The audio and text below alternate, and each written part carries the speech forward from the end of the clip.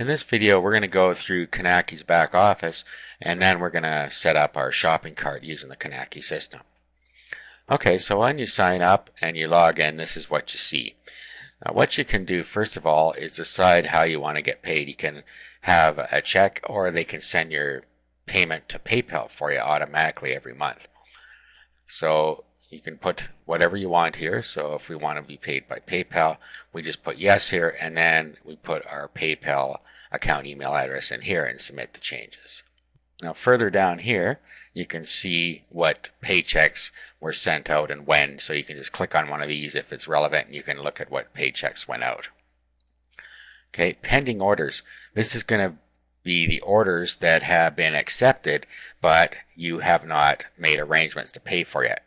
In other words, the customer may have paid for them through one of your other providers, such as an XML feed or through another shopping cart, but they haven't actually been marked as paid in the Kanaki system. So you're going to have to go in here and you're going to have to pay for those. You can also pre-fund your account so that this happens automatically.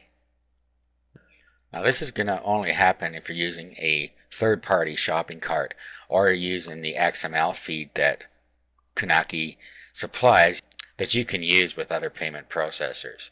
So if you are going to use a third-party shopping cart, you're going to have to deal with this part here, and to do that you can just have it paid automatically from your credit card or from your PayPal account. Now down at the bottom here, it shows you any pending orders. So these are the ones that are going to need to be paid for before they'll go out.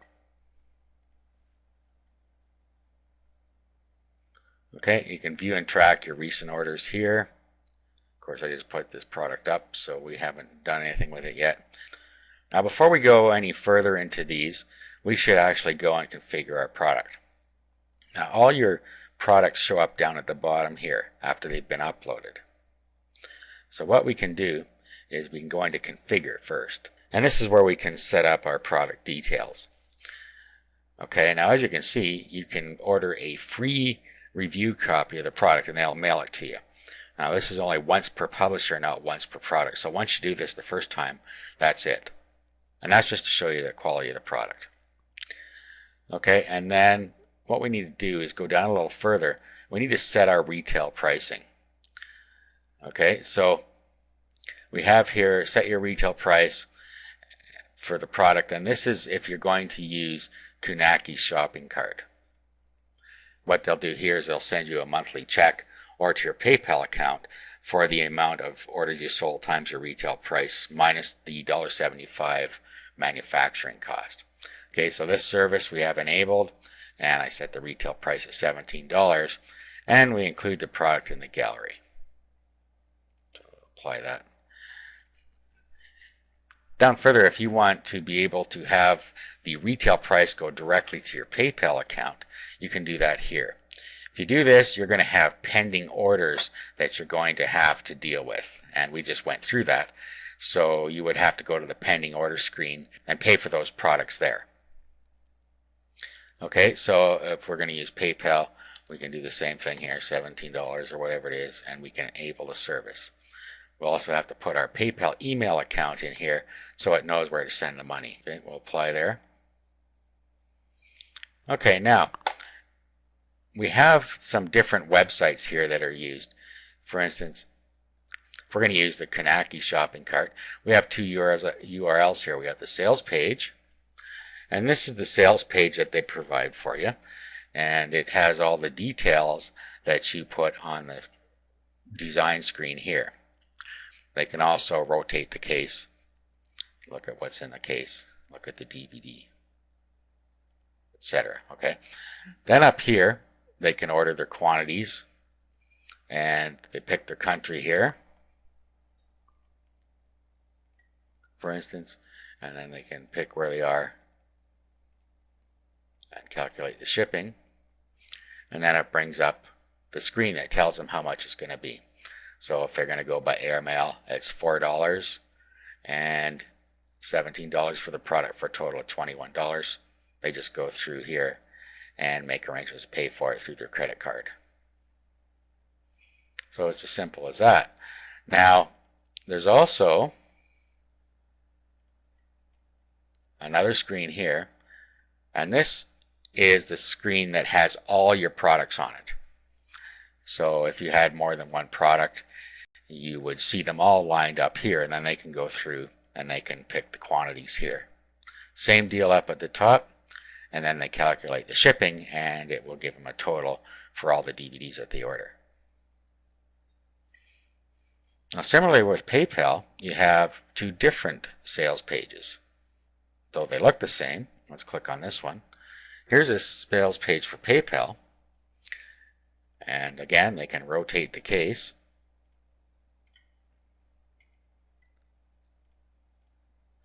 And you see here that they have PayPal is their payment option. And it's going to go to your PayPal account.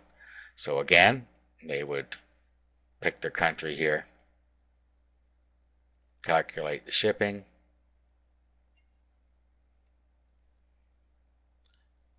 and then they would continue through.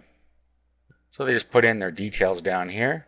They go to checkout, and then it should redirect to our PayPal account here. Okay, and indeed it did. It redirected to our PayPal account, and now we can accept the payment. And once that happens, they will show up in the pending order. So that's how you can use the PayPal side of it. Now if we go back to here again, we also have the same page with all of our products on it here with the PayPal option. Okay, so here it is here. It looks exactly the same as the other page. And again, if they put in their details up here, hit calculate shipping, it's going to do the same thing again.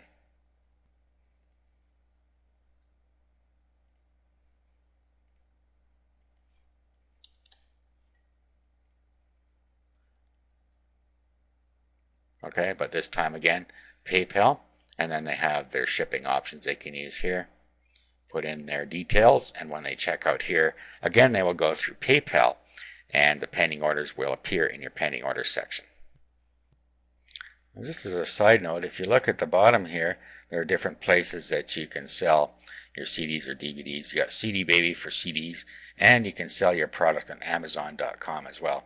Amazon.com has a facility that allows you to sell your own products as long as they're physical products and have a UPC code. Since we set up a UPC code, we are able to use the Amazon service. And it's the Amazon Advantage program. And down here, you can read about the Amazon Advantage program and sign up for it. And once you sign up for it and your product's approved, you're all ready to go. Okay, now let's go back. We have our product set up now. Let's go back to the front page here. And now let's look at some of these other things. Okay, now pending orders. We just talked about that, and this is where your PayPal orders would be if you took the PayPal option. We talked about that. We talked about view and track recent orders.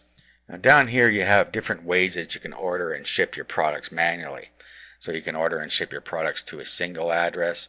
You can order and ship your products to multiple recipients and addresses. And you can order and ship your products to a CSV list of recipients and addresses. CSV is like a spreadsheet type of format. So you need to format those properly, and then you can use that as a list of where to ship your products. So if we go into the CSV, we can enter our names manually here. So say we have 10 that we're going to send. So we could go next here, and then we can enter the name of the 10 people we're going to send here. Now obviously this would probably be easier to do using CSV. So if we did the CSV method, it comes up here and tells us that we have to use the following fields in our CSV file. So if we set that up with these fields in it, and we have 10 records, then we can just import that into here. Up here we have our delimiter, comma, pipe, or tab. A delimiter simply tells the program where the first field ends and the next one begins. So we'd have company, comma, address 1, comma, address 2, etc. So if we look down here, we have name, comma, address, comma, address 2, comma, city, state, zip, and country here. Same with all these records. use one record per line. So that's all we have to do. Name, company, address 1, address 2, city. So basically all we have to do is create records like we see here. So just put our data in a string and a text file and then paste it in here. Okay, let's go back here. They also have a couple of APIs here. These are advanced program interfaces, and these are for use by external programs. That's how they can pipe data into Kanaki. Okay, so that's it for this video. In the next video, I'm just going to show you how you can set up a simple website that points to your Kanaki products so that you can sell them from your own website.